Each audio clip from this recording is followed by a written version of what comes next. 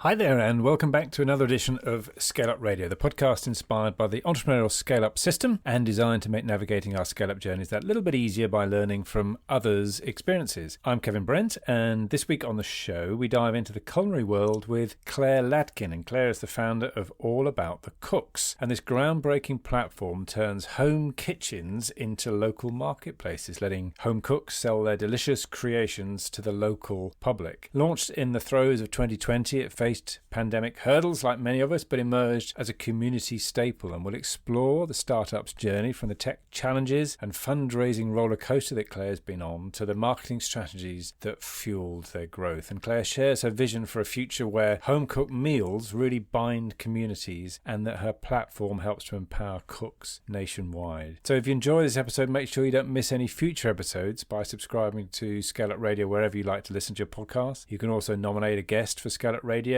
if you know someone with an interesting scale-up story, and you can find out how in the show notes. For now, listen on and join us for an inspiring conversation on innovation, resilience, and of course, the power of good food.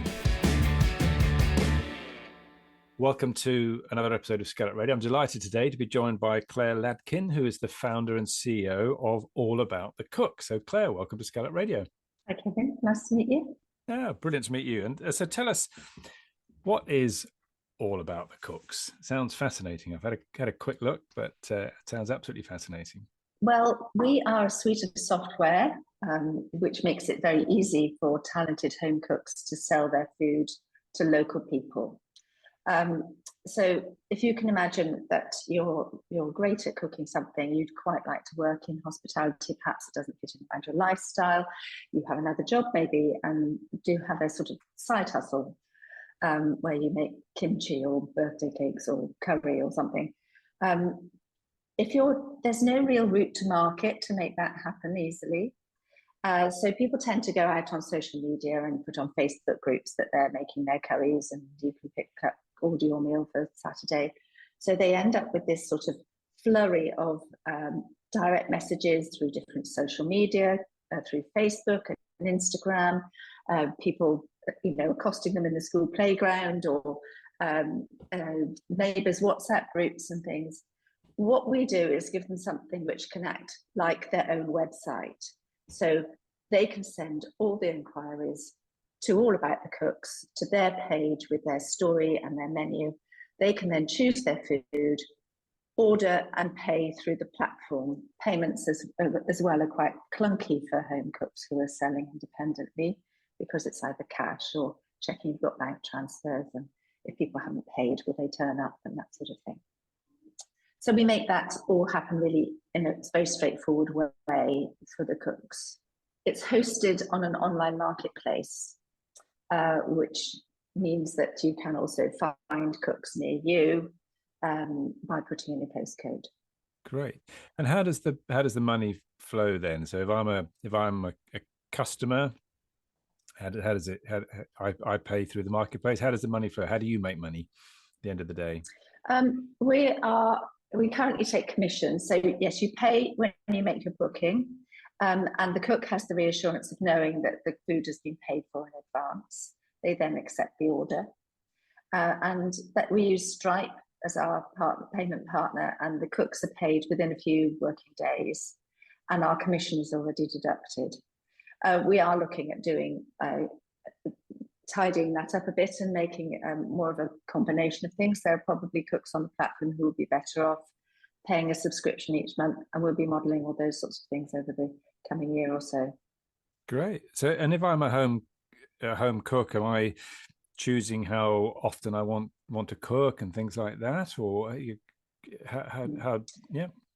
Yeah, so they can do exactly what they want, when they cook what they want, charge what they want, work when they want. They can turn their pages off for school holidays, or just do Wednesday afternoons or whatever.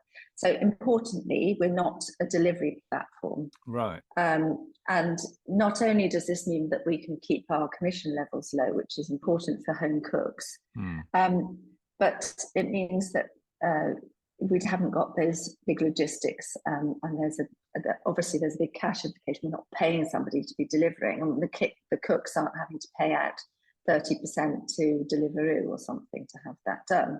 But actually, in practice, what happens is that you're choosing people who are quite near you. So I know if I put in my postcode that there are 12 people within a mile of my house who are making Algerian street food, sourdough loaves, brownies, birthday cakes, and so on. So it's about creating these connections. And when somebody orders their food, they'll choose their collection time or arrange to have it delivered if the cook would offer that. Right. So if I'm the cook, then I can choose to have people come to my home to collect the food, or wherever I'm cooking it, I suppose, but it presumably will be at home. Or I can offer to bring it to you if it's and charge whatever I might want to do for a delivery charge. Okay. Exactly. And most people will collect the food, that most people ordering will collect the food from the cook. But it's not instant hot food. Generally speaking, you're ordering something that's 24 hours in advance. So you've got people coming up the weekend, or you want a birthday cake for a party, or you want some gift food to take to somebody. It's usually a pre-planned thing. And whilst we do have some cooks who will turn things around within half an hour or what have you, most of our cooks are doing it in a planned way. Okay, so it's not so much a takeaway fast food type service as a special occasion, or, as you say, pre-planned event that we might want to. So yeah, got family coming over for a birthday celebration or something like that. Exactly, that sort of thing. Very good. It sounds like a wonderful idea, and I imagine there's all sorts of complexities that you've had to think about to go through and get it to the stage that you're at now. So what are some of the biggest hurdles that you've had along the way? Well, there was a pandemic. Yeah, you started in 21, didn't you? We actually launched in 2020. But one of my things that I wish we'd done differently would be, if I'd known what was coming, we wouldn't have launched. And we didn't really feel that things settled until quite late in 21, early 22. So that first year was a bit of a waste of time, to be honest. We didn't learn very much because the market and the cook behaviours and buying behaviours were all different. And there was so much change that it was very difficult to feel that we had any meaningful proof of concept. We had revenue and so on, people were buying food, but did it stack up as a proof of concept for investors? Probably a bit questionable. So we felt that we had enough early in 22 to say, yes, we're quite confident things have been consistent for long enough. We've built up a bank of cooks who've stayed with us for long enough to have been through the learning curves and so on. So we then went, sought some lead investment, and then went on to Crowdcube and raised in the middle of 2022. Excellent. And what sort of stage are you at now? Can you give us an idea for the stage of the business, the scale of the business now? So we have 84 cooks. Most of them are in the Bristol Bath area. But we have been trialling cooks in outlying areas. And that's partly because we know it works in other areas, but to bring some confidence around that. As you will know, that we won the Great British Entrepreneurial Award for innovation in the Southwest in the autumn of last year, but we were also runners-up for a BBC Food and Farming Award at the end of October last year. And this gave us 2 minutes on BBC Morning Live, even though we were only runners-up. And as a result of that, we started receiving inquiries from all over the country. Excellent. People saying, this is just what I'm looking for. I'd like to sell my food. So having had enough of those to realise that there's a sort of a willingness and an attitude to be people who want to take this on independently, then we thought, well, why not? Let's have them. We're really keen to have anyone. We're learning all the time.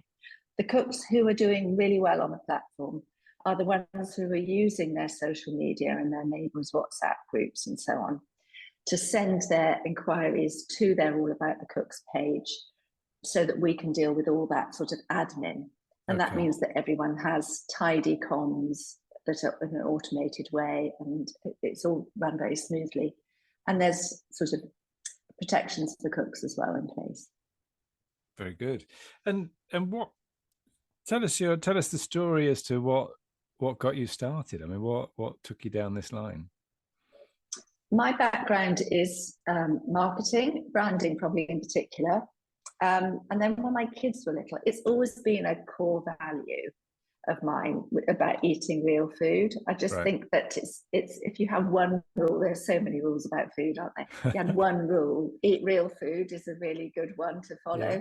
So that's been like mum's mantra in our house like forever. And I was interested in food. So that led me then to become involved in a sort of consulting way with a few organisations that were involved in the food sector here in Bristol, which is a lively, thriving food culture.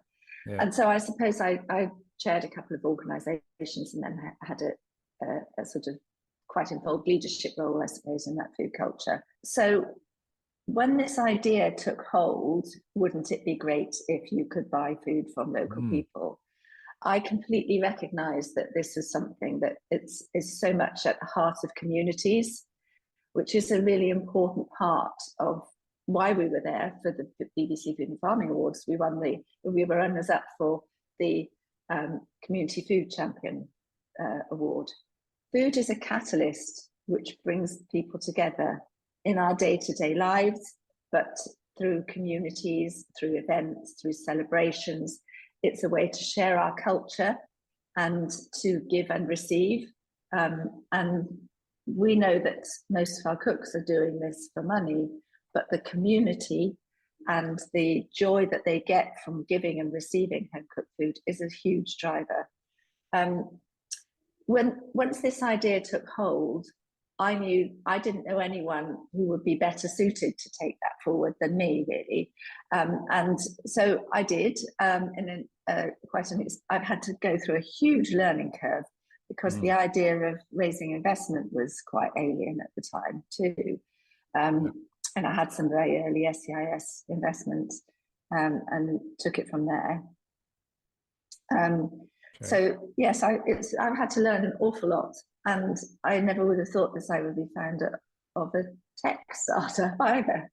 But I think it's better for the founder of this business to be somebody that comes from a food background than a tech background. For me, that just feels something that it feels like there's more connectivity with the product and with our cooks and our customers. Okay, so you've identified two key areas there that you've had to learn a lot about: raising finance and then the tech side potentially. So take us through maybe with the raising finance. And you mentioned SCIS. What are your experiences and what have you learned about raising some early stage money? We've been very fortunate to have had one particular investor who's been a believer from the outset, if you like. Yeah. So that's really helped. That's given confidence to others. So we've had angel investment. And then when we went for the crowdfunding with Crowdcube, we needed to go in with lead investment. So quite chunky money before we went out to the crowd.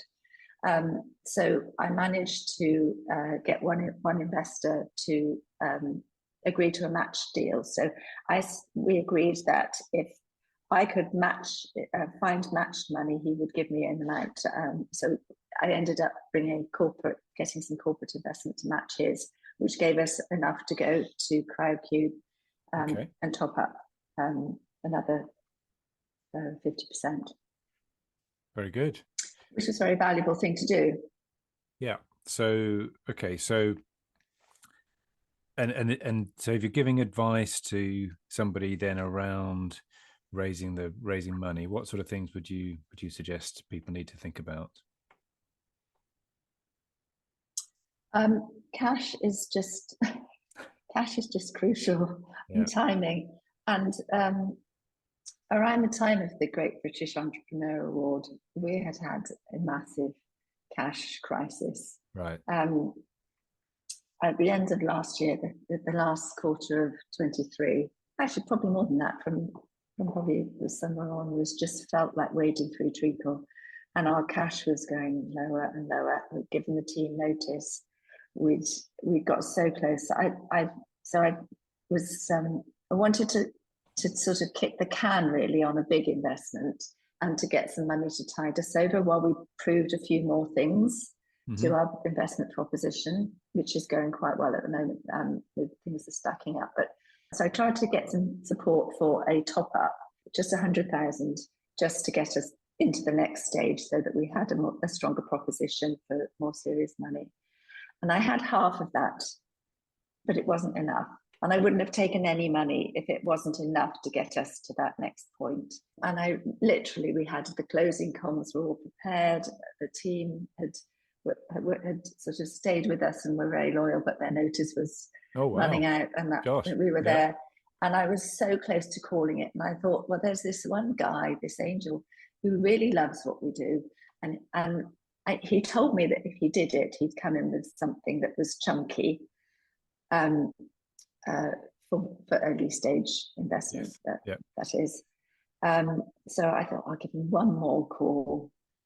And he said, I've been on holiday. Sorry, I didn't get back to you. Yes, I'm in. And that was just really, a massive thing. And it was suddenly, no, everyone, you're back on. Come back to the office.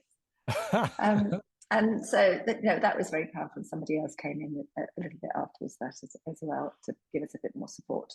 But it's still, we're still watching money go down every month, and we're still fighting to get that proposition. But we have a lot more to say for ourselves, because things are much stronger now than they were a few months ago.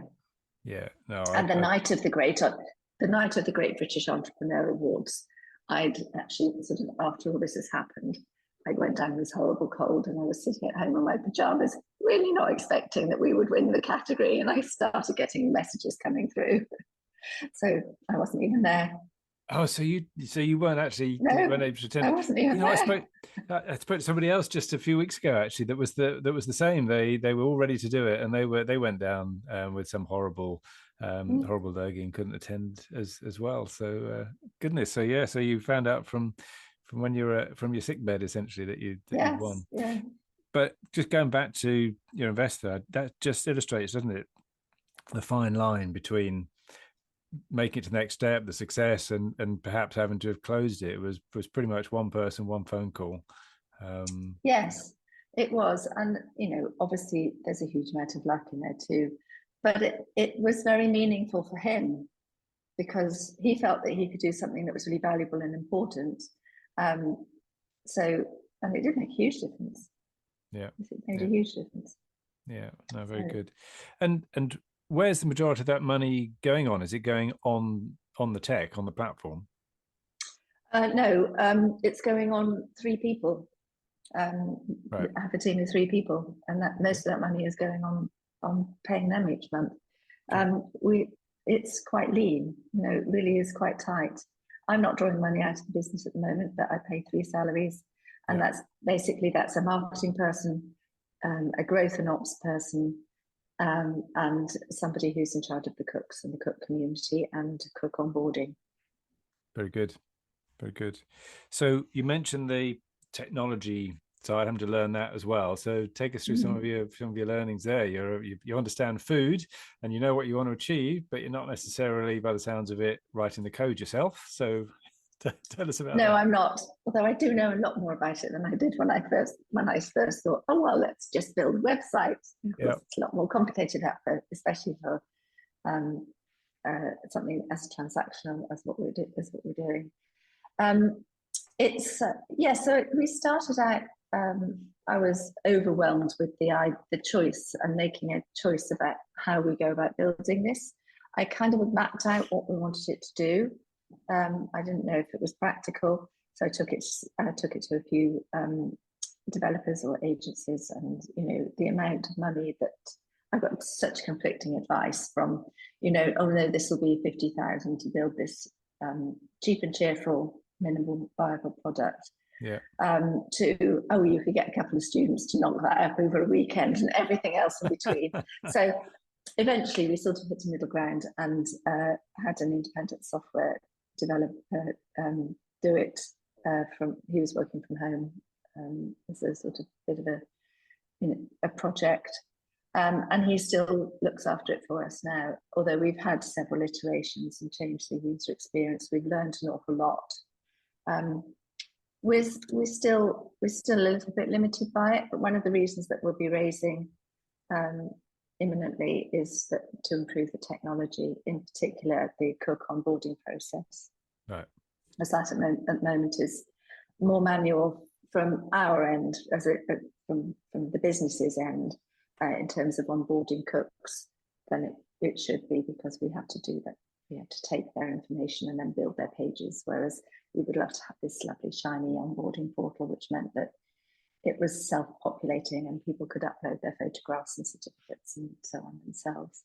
Yeah, excellent. So you mentioned crowdfunding a couple of times. So you've already been through one round. You're looking at another round. Is that correct? We did it once in 2022. Yep. It was a lot of hard work. It was successful for us. I would definitely, in the same position, I would definitely do it again in hindsight. If I could get away without having to, it would be better for us because of the impact that it has on basically taking me almost full time out of the business whilst that was going on. And wow. that was quite difficult. So I definitely wouldn't dismiss the idea of doing it again, because especially as a consumer-facing product that's quite accessible and not incredibly complex to understand, it's not like deep science or AI or something, which you can't really get to the nuts and bolts of very easily. And it brought us some really interesting people as well. So it was much more than just fundraising. We brought us people who have connected us to other networks and so on. So the whole thing was very worthwhile, but it did have quite a big impact on other business that we might have been doing at the same time. And what was the basic proposition for the crowdfunding that you went with? Do you mean? So we were crowdfunding to improve our technology and to recruit, but part of that was to make us more accessible. At the time, actually, we were thinking we would be doing city by city launches. Yeah. So we had a KPI associated with the crowdfunding campaign that we would be in 6 more cities. And actually, when we got our money and actually sat down and worked that out, it wasn't probably the right strategy to go city by city, because it's much more effective the way that we actually are doing it. People could be anywhere, so they should be anywhere, and not just focus on saying now we're going to do Bath or now we're going to Exeter or Birmingham or whatever. So there was a slight step change of strategy after that, but that was our big KPI that we wanted to launch in 6 cities in 2023. And what are the crowdfunding investors getting in return? What are they buying into? What's their return? So they have equity the same as anyone else. They have SEIS and EIS entitlement, the same as any other qualifying angel investors. We have about 100 investors through CrowdCube, but they act as one collectively. So CrowdCube act for them through the CrowdCube nominee structure, which means that we don't have to send all our papers off for signing by 100 people. It's all done through one. And they manage all the communications through them. And when I send out investor updates, the CrowdCube will then circulate that to those 100 people. Good. And for anybody that isn't familiar with SEIS that's listening, what would you say about the seed enterprise investment scheme? What have you learned from that? I think it's brilliant. I think that I've known lots of people who just have a bit of fun with it. I think the potential, when you actually sit down and work out what you're risking. So for the sake of the maths, if you were to put £10,000 in, then you immediately get your tax back at that and at higher rate if you're eligible for that.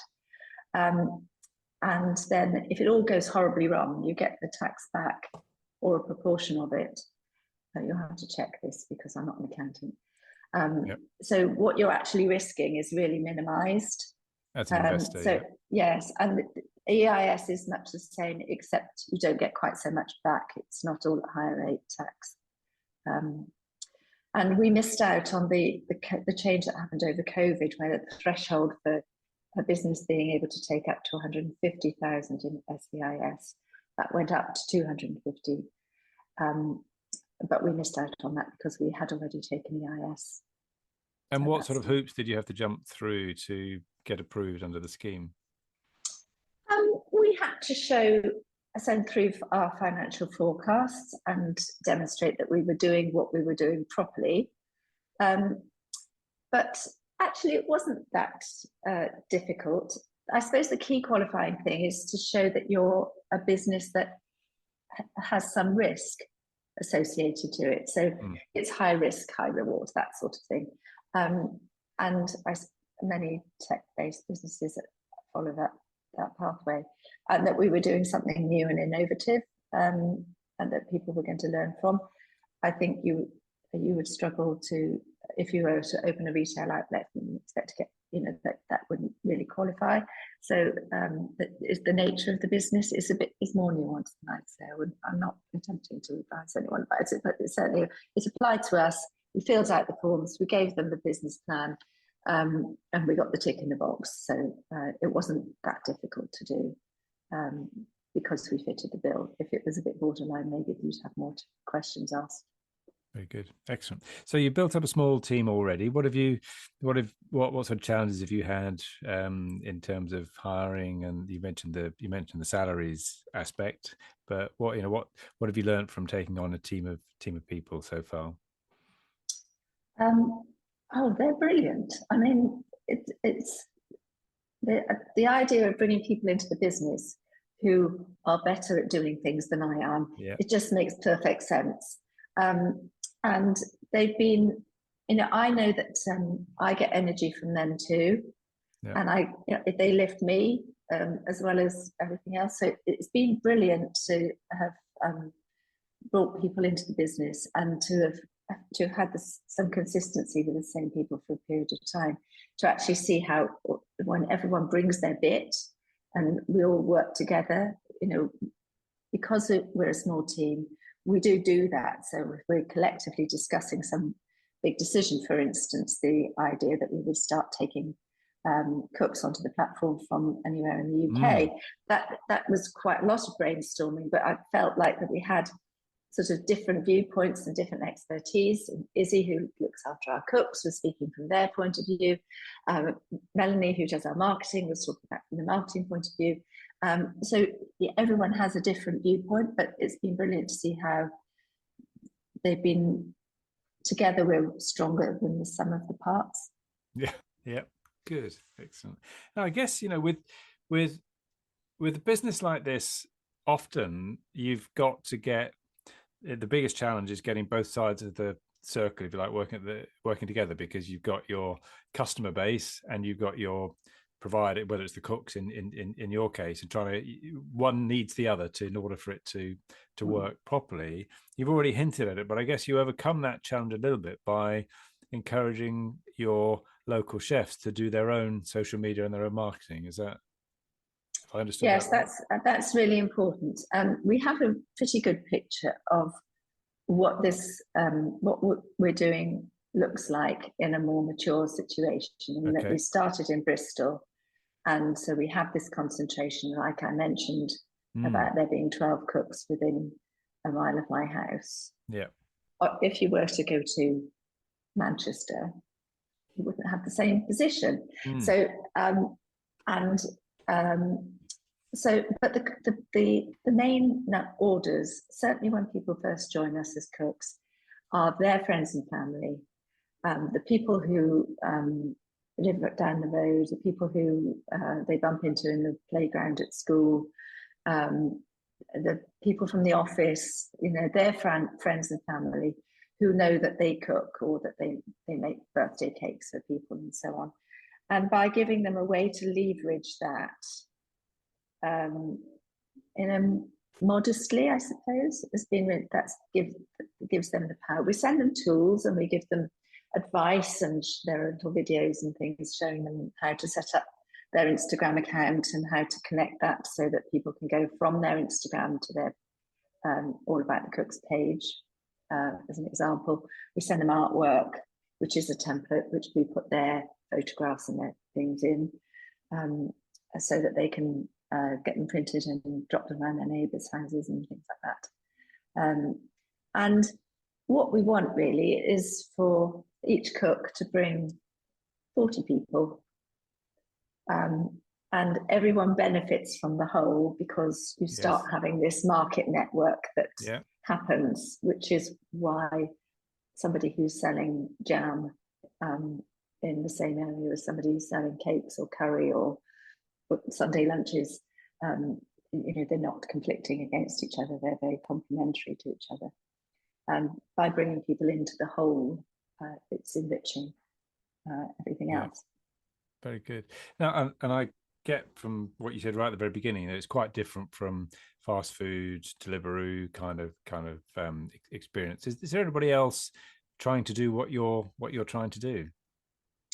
It's really interesting. There's a lot of interest in the home cook space. I think it's been recognised that there is this untapped potential that is not easy for people to monetize a talent in food at the moment.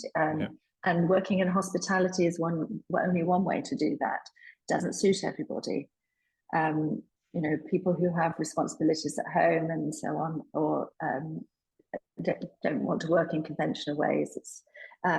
It's very restrictive, and the side hustle is quite interesting too. So there's most people are actually doing it alongside something else, or caring for families or elderly relatives.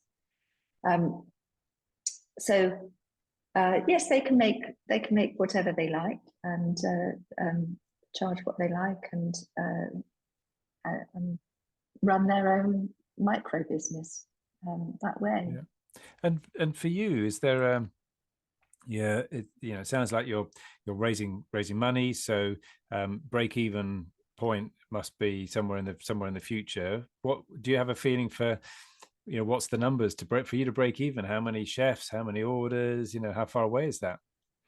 We think it's about 18 months away. Okay. But we've got some work to do on our technology to be able to make the most of that opportunity. So that has to come in an interim. And marketing obviously is going to be really important to us to find those cooks. Yeah. But it's been very positive. Actually, just reaching out to people on Instagram and things like that, and finding people on social media. It's quite a good conversion rate when we reach out to people directly. You can usually find people who are doing something along those lines because they are out there on social media. Right. So there's interest in the home cook space. There are people who are doing it differently, sort of collecting things to a central point and then delivering them from there. Yeah. More like ready meals, if you like, or what we would think of as more conventional takeaway food, where they're delivering that nationwide from a central source. There's a company in the US called Chef, SHEF, who have actually are doing something along those lines themselves, and they've scaled massively. Right. It's been really, they started on the West Coast, they're now in 8 or 9 big cities in the US. So you've got, So whilst it's not what we're doing, I think it stacks up the fact that people want to sell and people want to buy from home cooks. Very good. And how far do you want to take it? What's the future hold? We're hugely ambitious for this business. And part of that is driven by its massive social impacts. part of what drives me, a huge part of what drives me, is the fact that we're only making a tiny commission on this. So if we turn over 50 million, then that's a very large amount of money that's changing hands between people's pockets and within communities. And the economic empowerment that's embodied in those large numbers is massive. This is ways of making money that haven't been available to people before. And they're mostly women. And that's hugely relevant to me. I recognize that it was quite difficult when my kids were younger, and I worked in consulting and so on, so that I could fit it into my family. So 75% of our cooks are women, 80% are from diverse ethnicities. Right. Yeah. So we have this really exciting portfolio of food, apart from anything else. But we are making it possible for people who had barriers, perhaps, to earning their own money, and that's a really important, empowering thing for people to do, but especially for women. And also part of that, the social impact, is the community role. So our cooks and our buyers are telling us that we call it the DDI, the delightful doorstep interaction. Yeah, lovely. So we're creating, the DDIs are a major reason for people to do this, and of what makes a difference, because that doorstep interaction adds value to the whole thing, over and above getting a tray of brownies or a curry. The fact that people, whether you're dropping it off at somebody's house or they're coming to collect from the cook, meeting the person you've cooked for or who's cooked for you, is a really important part of what we're doing.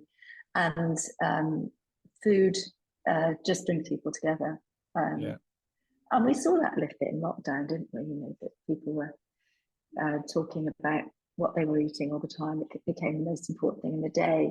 But then there'd be that bloke who was doing pizzas out in his back garden, and all that stuff that went on.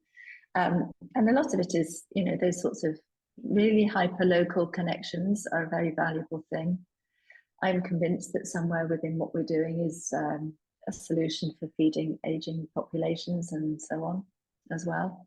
Yeah. But there are also the keeping money local is a really important value, and also anything that supports the idea of eating real food. I think it's great, and I think I was thinking, is this like Airbnb? And in some respects, it's like the food version of Airbnb, but with the real local and social aspects that a little bit there in Airbnb, but not really in the same level that I think you're trying to take. Is that fair? No, I think that's absolutely right. And what you recognise was when Airbnb first started becoming so popular, it was the fact that the hosts loved meeting the people, and the people loved meeting the hosts. And if they got them, that made them a fairy cake or two, then that was lovely. They got a nice jar of jam, the little touches, and people went out above and beyond. And they gained, that sort of giving and receiving element, and connecting with other people was an important part of that. It's become a little bit more transactional, perhaps, in recent years. Yeah. No, lovely, brilliant. So if we catch up in 5 years' time, what does the business look like in 5 years' time? What has to have happened for you to count it a success? I would love to. So for it to be a success,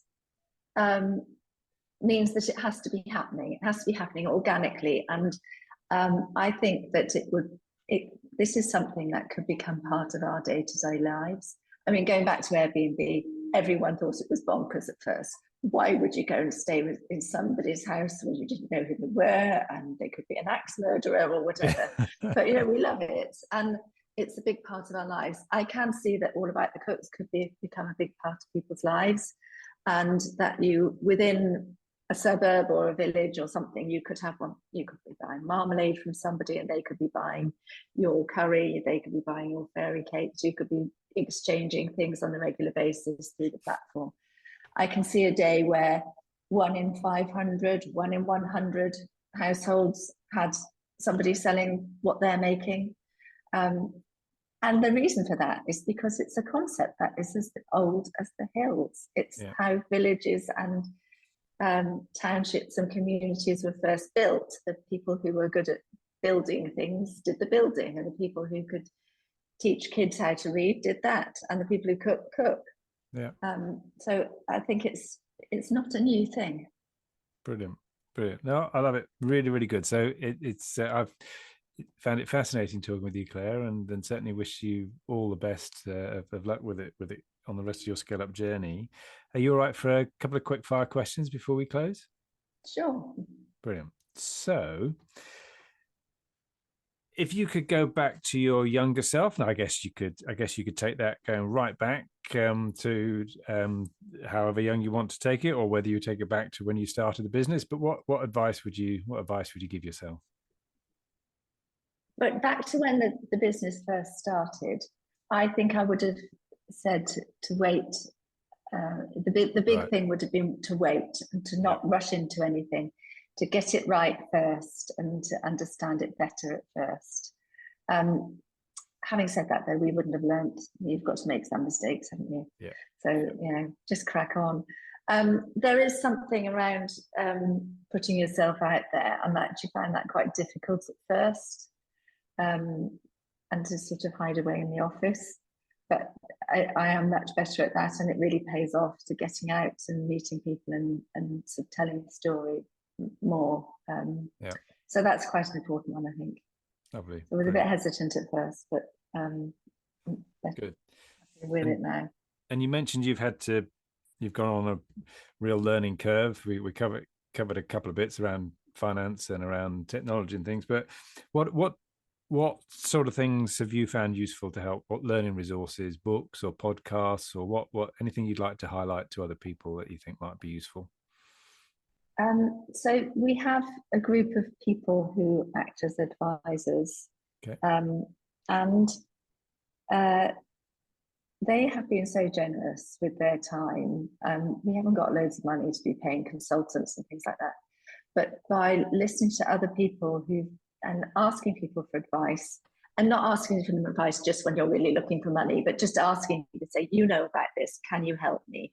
Because people love to share their stories, and they're really keen to support new things that they care about. So, I mean, they'd have to care about what you do. And that's the biggest thing. So whether it's just sort of people saying, go for it, dream big, and because they say it to you, then you do, because they've done that and it's worked for them. But also people who are prepared to sort of, somebody working with us at the moment on our forecasts, who has experience that we don't have related to growth of SaaS businesses, for instance. So really granular stuff. And he's spent some time on a few calls with us and actually really helped us. That shared knowledge, taking a bit from this place, a bit from that place, bringing it together, calling in those willing offers of help. People like being asked for advice, especially if they've been there and done that and have a story to tell. So that would be the thing, talking to people and listen to what they have to say. Very good. Excellent. Are there any apps or bits of technology that you found particularly useful? We love a Zap. Okay.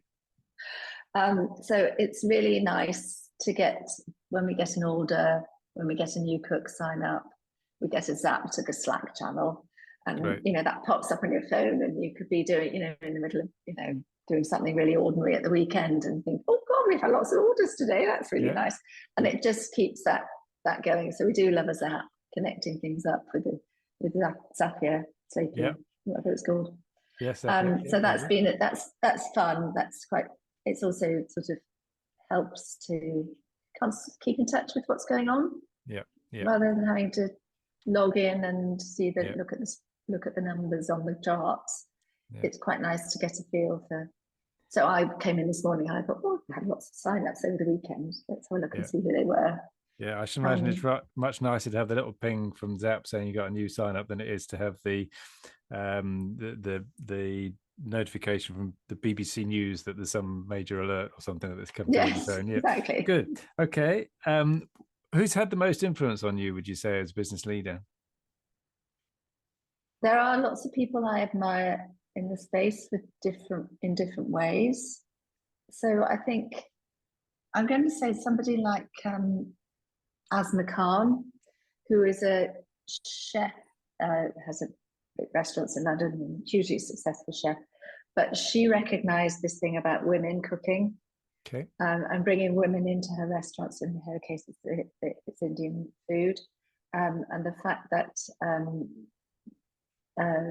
the men are cooking in the restaurants and the women are cooking at home, and she's wanted to fill her restaurants with women. Yes, and they're bringing this extra sort of magic ingredient because of that has been something that I really admired her for doing that, and making it really important, and somehow it seems to have an authenticity behind it for that in that way.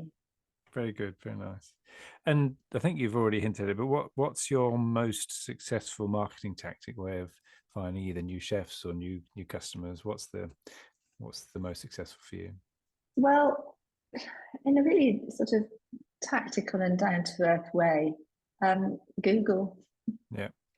It's digital marketing, really, and paid ads on social media and pay-per-click stuff.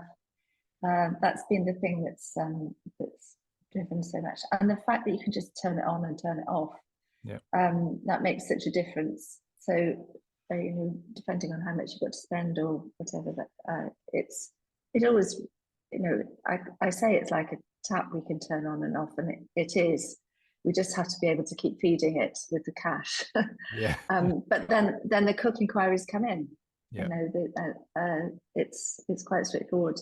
The more we put in, the more we get out of it, and that's probably similar for the paid Instagram and Facebook, as well as the Google ads. Yeah. Does the guy should have asked earlier, but does the cook have to pay a kind of sign-up fee, or is it just then a commission?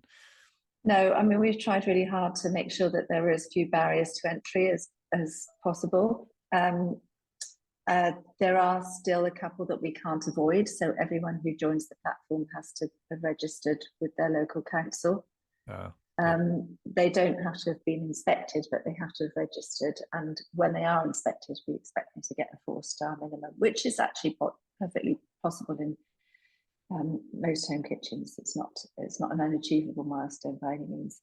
And they also have to pass the industry standard hygiene test, which is an online certificate. Yeah. So they have to pay a little bit to get that certificate, and they have to cook their food and take photographs of it, and so sometimes that can take a little while, and the photographs can be a bit of an obstacle for some people, or they feel that they are. Yeah. So we wanted it to be as easy as possible for people to do that, and we give people a couple of months commission free at the beginning as well. And part of that is because of the social impact. So we didn't want anyone to be financially excluded from doing this, because it's an empowering thing for people to do, to enable them to earn money. So that was important. Excellent. No, very good. It's been a delight talking with you, Claire. If people would like to get hold of you or find out more about all about the cooks, what's the best way for them to do that? So the website is allaboutthecooks.co.uk, and I am Claire at allaboutthecooks.co.uk with an I and an E. Fantastic. So yes, I'd love to hear from anybody who's listening. Brilliant. Claire Ladkin, thank you very much for being my guest on ScaleUp Radio today. Thank you, Kevin. It's been lots of fun. I hope you enjoyed that discussion, and if you're building and scaling your own business, you might well be interested in our book, The Entrepreneurial ScaleUp System. And it's exactly what it says on the tin. It's a practical handbook around scaling a business in a structured way. And you can order a copy on all your favorite online retailers, including an audio version, or you can find it and other supporting resources on our website, www.esusgroup.co.uk. That's esusgroup.co.uk, which is esusgroup.co.uk.